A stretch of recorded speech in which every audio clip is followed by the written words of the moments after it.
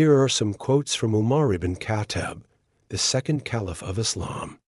He said, "A just ruler is one who, when people see him, they remember Allah." He also said, "Do not be unjust. For if you are unjust, you will not succeed." And another, "If there is anyone who fights against an oppressive leader, it is not sinful for him to do so.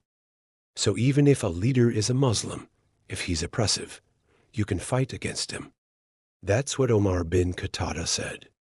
He also said, "Do not be cowardly like a woman. Cowardice is a sign of iman or faith, but don't be cowardly in the face of danger. Be brave." He also said, "I fear no one but Allah. I have put my trust in Allah, subhanallah." May Allah have mercy on us and grant us justice, just leaders. May Allah protect us from oppression and injustice.